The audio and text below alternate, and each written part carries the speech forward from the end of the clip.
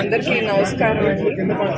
మీ అందరికీ తెలుసు 2018లో చంద్రబాబు నాయుడు గారు ప్రజల కోసం అన్నా క్యాంటీన్ ప్రారంభించారు.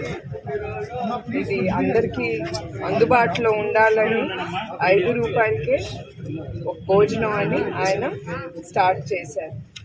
ఆయన ఒక్క సంవత్సరంలోనే అంటే 2019లోగా 368 అన్నా క్యాంటీన్లు ఓపెన్ చేశారు. ఒక్కొక్క క్యాంటీన్లో రోజు 1000 మంది భోంచేసేవారు నాకు తెలిసి. అంటే లెక్కేస్తే దగ్గర 2,00,000.25 మంది భోంచేసేవారు. మీ అందరికీ తెలుసు అన్నదానం మహాదానం. అదే ఆయన మనసులో పెట్టుకుని నందమూరి తారక రామారావు గారు గుర్తింపు మీద అన్నా క్యాంటీన్ ఆయన మొదలుపెట్టారు. అట్లాంటిది 2019లో వేరే ప్రభుత్వం, ఇప్పుడుండే ప్రభుత్వం వచ్చి అన్నీ వాళ్ళు కొల్లగొట్టారు అన్నా క్యాంటీన్లన్నీ. అయినా కూడా ఇప్పుడు 140 క్యాంటీన్లు నడుస్తున్నాయి.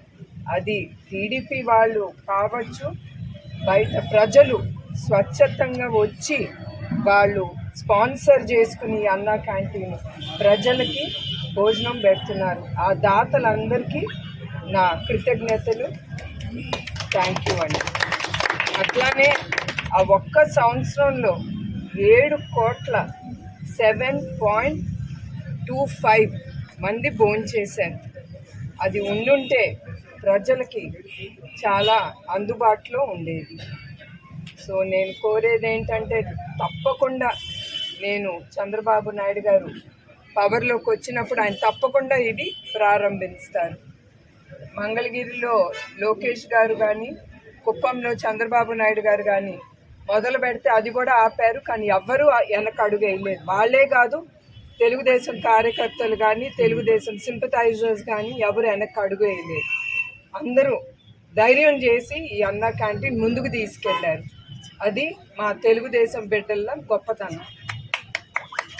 సో అందరికీ మరొకసారి దాతలందరికీ నా నమస్కారాలు. ఇచ్చారు కదా ఏమాపు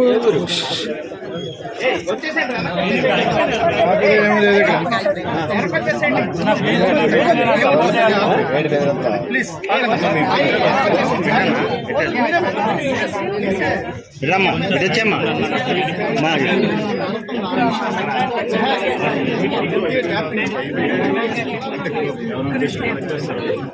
ఒకసారి